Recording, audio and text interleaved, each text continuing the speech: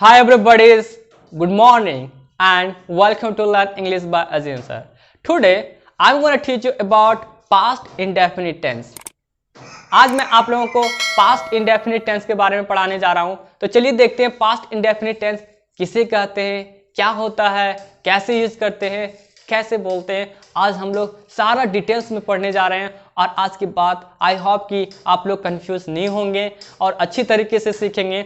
इसको और इजी करके आप लोगों को समझाऊंगा ताकि आप लोग और अच्छी तरीके से समझ सकते हैं, बोल सकते हैं, लिख सकते हैं। तो चलिए देखते हैं क्या होता है। तो सबसे पहले हम लोग देखते हैं पास्ट इंडेफिनिट टेंस। ये जो है ना, पास्ट इंडेफिनिट टेंस को पास्ट सिंपल टेंस भी कहा जाता है। क्या वो कहा जाता है? पास्ट इंडेफिनिट टेंस को पास्ट सिंपल टेंस कहा जाता है, राइट ना। अभी हम लोग ने पास्ट इंडेफिनिट और पास्ट सिंपल का एक ही होता है देखा। अभी हम लोग देखते हैं पास्ट इंडेफिनिट टेंस एक्चुअली में है क्या। पहले इसके बारे में जानते हैं ताकि और हम लोग को आसान होगा सीखने में और इसके बारे में पढ़ने में। तो चलिए देखते हैं कि पास्ट इंडेफिनिट होता है क्या। तो यहाँ पे एक पढ़ते हैं इसको। पास्ट इंडेफिनिट टेंस में बीते हुए समय के क्रिया का या घटना के बारे में बताया जाता है। मतलब आपने पास्ट में कोई काम किया है, वो बीत गया है और प्रेजेंट में आप बताने चाह रहे हैं, तो आपको पास्ट इंडेफिनिट टेंस का प्रयोग करना पड़ेगा। कोई भी घटना या कोई भी काम किया हुआ है, आपने पास्ट में किया है, उसको अगर प्रेजेंट में बोलना है तो आपको उसको पास्ट इंडेफिनिट टेंस में प्रयोग करना पड़ेगा। Got it?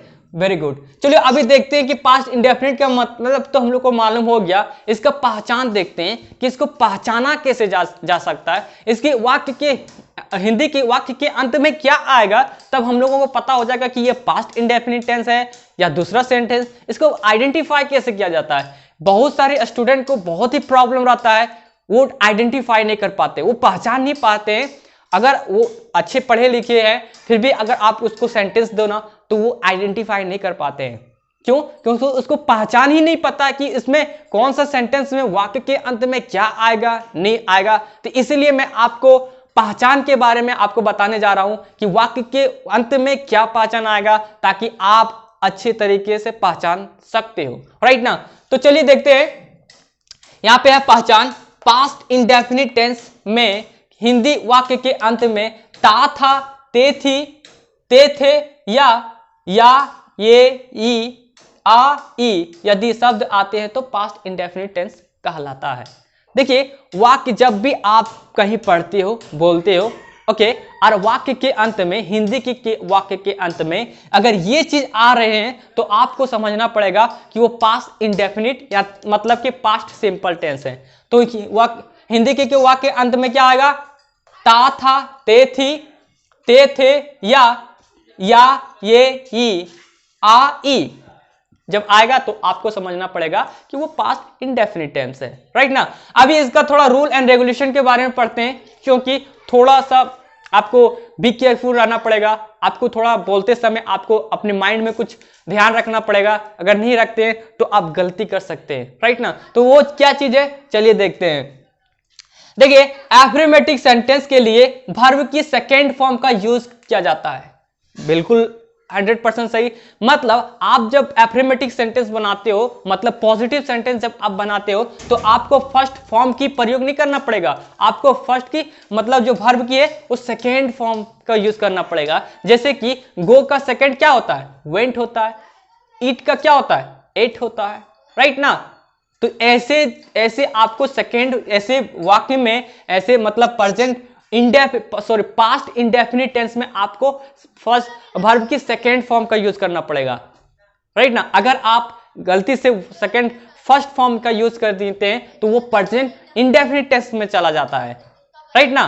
मतलब present indefinite tense and past indefinite tense क्या फर्क होता है कि प्रेजेंट इंडेफिनिट टेंस में जो वर्ब की फर्स्ट फॉर्म का यूज होता है तो उसे प्रेजेंट इंडेफिनिट टेंस कहा जाता है, और पास्ट इंडेफिनिट टेंस में वर्ब टू का यूज हो जाता है, वर्ब टू यूज होता है, तो पास्ट इंडेफिनिट टेंस कहा जाता है। तो थोड़ा सा डिफरेंट है एफर्मेटिव सेंटेंस में। तो इसीलिए हमेशा जब भी आप यूज कीजिएगा, जब भी बोलिएगा, लिखिएगा, तो ये चीज का ध्यान रखिएगा कि आप वर्ब की सेकेंड फॉर्म यूज कीजिएगा पास्ट इंडेफिनिट टेंस में। राइट ना। तो अभी चलिए देखते हैं इसका स्ट्रक्चर, देखते हैं यहाँ पे स्ट्रक्चर है।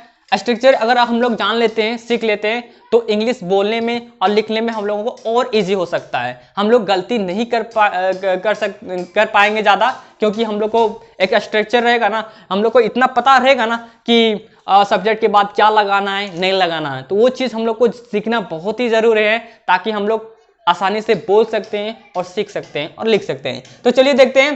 देखिए सब्जेक्ट आपको क्या लगाना, subject plus verb two. Verb two मतलब वर्ब की सेकेंड फॉर्म, वर्ब की सेकेंड फॉर्म, एंड उसके बाद आपको ऑब्जेक्ट लगाना है, राइट ना, ऑब्जेक्ट लगाना है।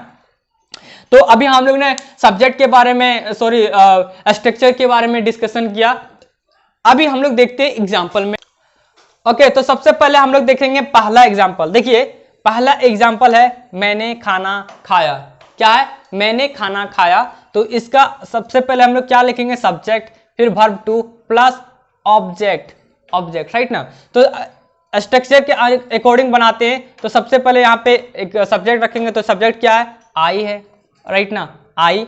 एंड उसके बाद वर्ब, मतलब वर्ब क्या है, यहाँ पे खाना खाना है। तो खाना खाने का इंग्लिश क्या होता है, ईट होता है। और इसका वर्ब टू क्या होता है, एट होता है, राइट ना। तो इसको हम लिखेंगे, किसको लिखेंगे, इसको रखेंगे। तो आई एट, अब क्या चीज खा रहे हैं, खाना खा रहे हैं, तो फूड लिख दें, फूड। तो क्या हो गया, आई एट फूड, मतलब मैंने खाना खाया। अब देखिए यहाँ पे मैंने खाना खाया ये भी हो सकता है, और यहाँ पे ये भी हो सकता है मैंने खाना खाया था। आई एट फूड, मैंने खाना खाया या मैंने खाना खाया था। जैसे कि यहाँ पे है past indefinite tense and past simple past tense, उसी तरह यहाँ पे भी हो सकता है। यहाँ पे दोनों ही राइट है, मैंने खाना खाया या मैंने खाना खाया था, राइट ना। तो दोनों राइट है। चलिए अभी नेक्स्ट सेंटेंस देखते हैं। मैं गया था, मैं गया था मतलब आई वेंट मतलब मैं गया था या मैं गया, दोनों होगा, मैं गया था या मैं गया। तो सबसे पहले मैंने सब्जेक्ट को रखा, फिर यहाँ पे वर्ब को रखा। यहाँ पे ऑब्जेक्ट नहीं है तो नहीं लिखे, इसमें ऑब्जेक्ट था तो लिखे, राइट ना। अभी तीसरा नंबर में लेते हैं, हम लोग ने काम किया। तो हम लोग का इंग्लिश क्या होगा, वी। एंड काम करना तो क्या हो गया, वर्ब है ना, काम करना, तो worked, WORKED, worked. We worked मतलब हम लोग ने काम किया।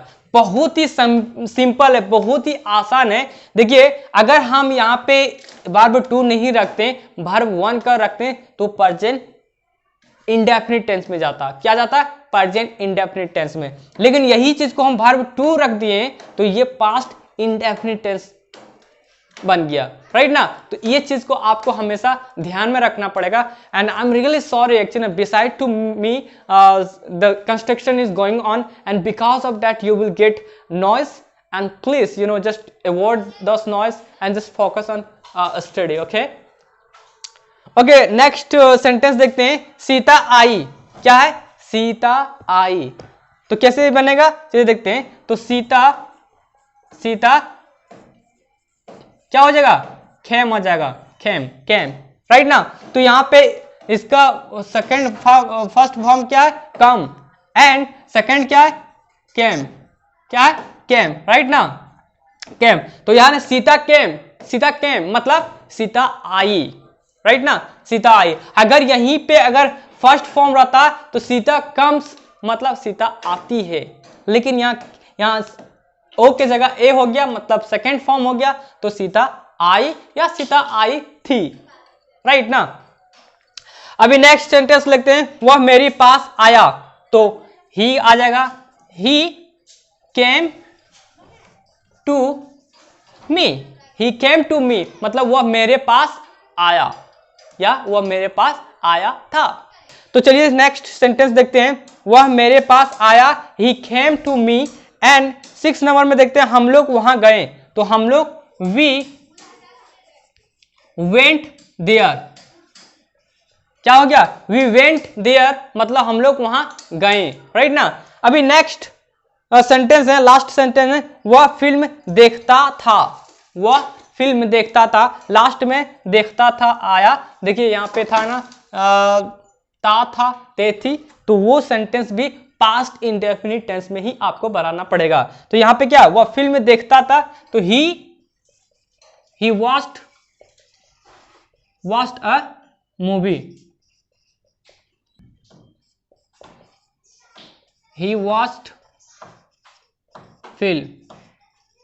क्या हो गया, ही वॉच्ड फिल्म मतलब वह मूवी देखता था, राइट ना। अभी हम लोग ने पॉजिटिव सेंटेंस देखा, मतलब एफर्मेटिव सेंटेंस देखा। तो एफर्मेटिव सेंटेंस में आपको क्या ध्यान रखना पड़ेगा कि आपको जब बनाते समय आपको वर्ब की सेकेंड फॉर्म का यूज करना पड़ेगा एफर्मेटिव सेंटेंस में। अभी हम लोग ने पास्ट इंडेफिनिट टेंस का एफर्मेटिव सेंटेंस देखा, अभी हम लोग नेगेटिव सेंटेंस देखते हैं। थोड़ा सा डिफरेंट है नेगेटिव सेंटेंस बनाने के लिए, आपको कैसे यूज करते हैं, कैसे होता है, मैं आपको एक्सप्लेन करूंगा, सिखाऊंगा। तो सबसे पहले मैं इसको इरेज कर लेता हूं, मिटा लेता हूं, फिर लिख के मैं आपको अच्छी तरीके से एक्सप्लेन करता हूं, राइट।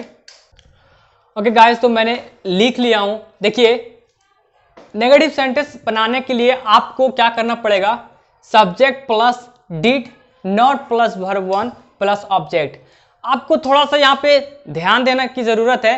देखिए यहाँ पे क्या लगा है, फर्स्ट फॉर्म का लगा है, वर्ब का फर्स्ट फॉर्म। एफर्मेटिव सेंटेंस में क्या था, फर्स्ट वर्ब का सेकंड फॉर्म था, लेकिन यहाँ पे नेगेटिव में क्या हो गया, फर्स्ट फॉर्म हो गया। यही तो आपको ध्यान में रखना पड़ेगा। जब आप एफर्मेटिव सेंटेंस में बोलते हैं तो आपको सेकंड फॉर्म का यूज करना पड़ेगा, और आप जब नेगेटिव सेंटेंस बोलते हैं तब आपको फर्स्ट फॉर्म का यूज करना पड़ेगा। तो ये चीज आप छोटी छोटी चीज जो है ना, आप हमेशा आपके माइंड में रखना पड़ेगा, ये चीज याद रखना पड़ेगा, याद करने की जरूरत है, नहीं तो आप गलती कर सकते हो, राइट ना। तो ये चीज बहुत ही छोटे छोटे चीज को हमेशा बहुत ही स्ट्रांग से उसको याद कीजिए, जल्दी उसको और स्ट्रांग से सीखिए, ताकि आप आगे चल के गलती नहीं कर सकते हो, राइट ना। तो यहाँ फिर से मैं आपको बताने जा रहा हूं, subject plus did not and उसको फर्स्ट फॉर्म का यूज करते हैं, प्लस ऑब्जेक्ट है, राइट ना। तो यहाँ पे हिंदी का वाक्य है, कुछ वाक्य हैं, चलिए इसको इंग्लिश में ट्रांसलेट करते हैं। फर्स्ट नंबर में, उसने नहीं खाना खाया, उसने खाना नहीं खाया, तो सबसे पहले क्या होगा, तो उसने मतलब वह, सब्जेक्ट लिखेंगे तो ही, एंड यहां पे देखिए उसके बाद आपको डिड नॉट लिख देना पड़ेगा। सब्जेक्ट के बाद क्या लिखना पड़ेगा, डिड नॉट, डिड नॉट। उसके बाद वर्ब की जो क्रिया होती है, एक्शन होता है, उसको आपको लिखना पड़ेगा। तो एक्शन इसमें क्या है, उसने नहीं खाना खाया, मतलब खाना खाने का एक्शन हो रहा है, तो ही डिडंट यहां पे ईट फूड, यहां पे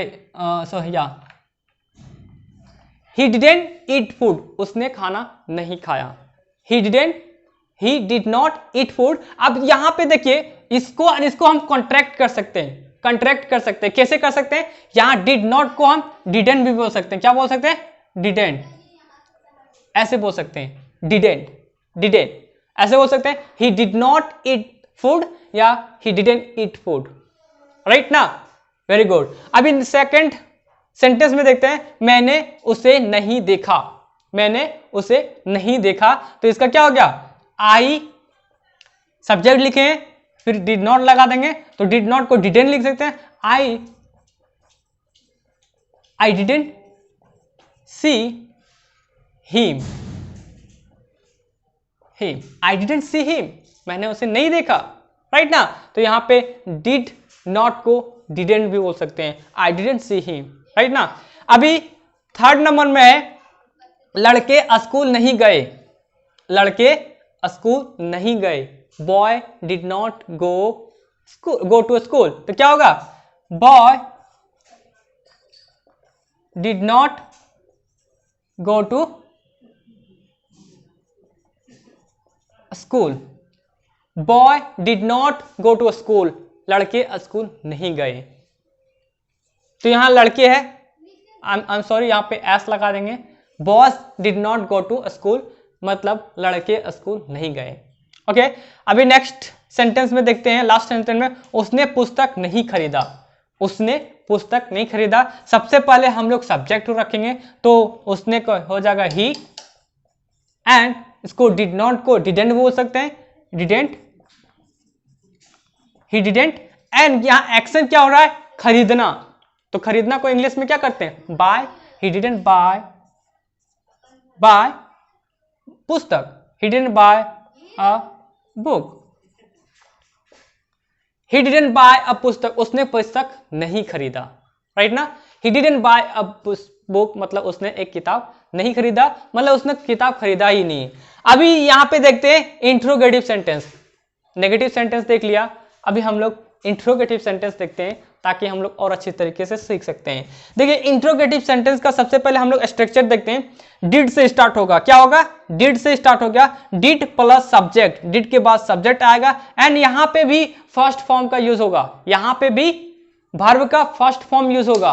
आने की मतलब कि second form only affirmative sentence में यूज होगा, बाकी बात negative, interrogative and interrogative negative में भी फर्स्ट फॉर्म का यूज होगा। तो ये चीज हमेशा आपको ध्यान में रखने की जरूरत है, राइट ना।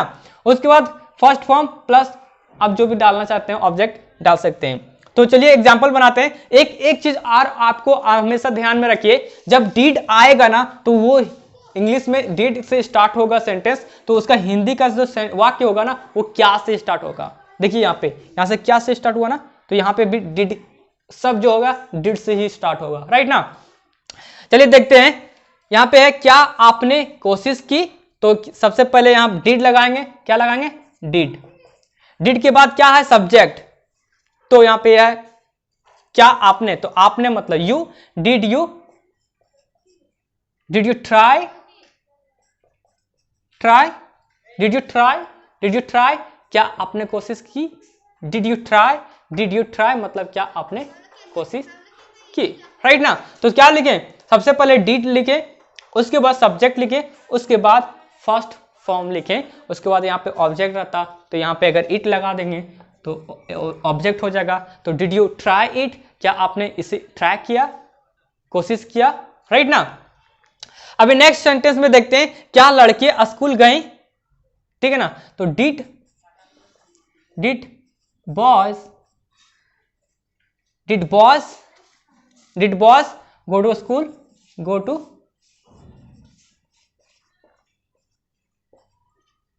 राइट ना। Did boys go to school, क्या लड़के स्कूल गए। कितना आसान है।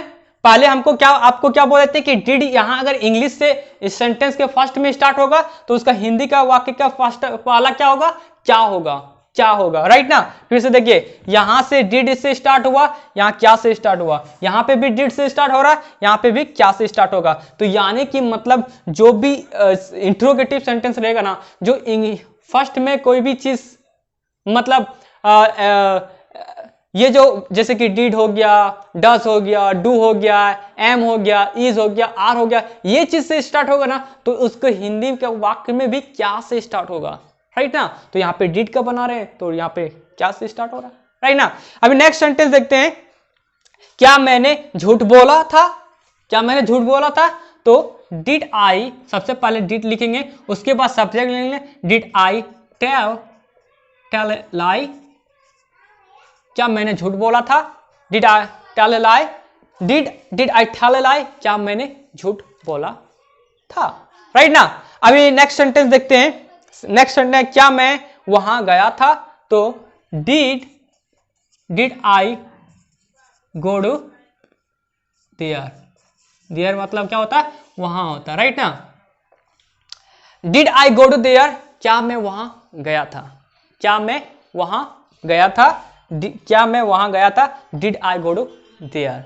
तो बहुत ही आसान है, बस आपको थोड़ा सा याद रखना पड़ेगा जो चीज मैंने आपको बताया कि एफर्मेटिव सेंटेंस बोलते समय आपको वर्ब की सेकंड फॉर्म यूज होगा, बाकी बात नेगेटिव इंट्रोगेटिव में आपको फर्स्ट फॉर्म का प्रयोग करना पड़ेगा, राइट ना। और डिड का इसमें यूज करना पड़ेगा और इसमें भी डिड का यूज करना पड़ेगा। बहुत ही आसान है। पास्ट इंडेफिनिट टेंस को पास्ट सिंपल टेंस भी कहा जाता है, बहुत ही आसान है। आई होप कि आप लोग बहुत ही अच्छी तरीके से समझे होंगे और मैं आपको नेक्स्ट वीडियो में पास्ट कंटिन्यूस पढ़ाने वाला हूँ। तो आप लोग से फिर मैं नेक्स्ट वीडियो में मिलता हूँ, तब तक ले बाय गाइस। एंड अगर आप लोग ने कोई भी ऐसे व्यक्ति हैं जो फर्स्ट बार मेरे वीडियो देख रहे हैं और आपने अभी तक मेरा चैनल सब्सक्राइब नहीं किया तो काइंडली प्लीज़ सब्सक्राइब कर लीजिए एंड बेल आइकन को भी प्रेस कीजिए ताकि मैं कोई भी वीडियो अपलोड करूं सबसे पहले आप तक पहुंचे और वो वीडियो को आप मतलब सीख सकते हो, उस वीडियो से सीख सकते हो। और इस वीडियो को प्लीज़ आप अपने फ्रेंड तक शेयर कीजिए ताकि वो भी सीख सकता है। तो अभी बाय गाइस एंड दूसरे वीडियो में मिलते हैं। See you later, bye, have a good day, bye.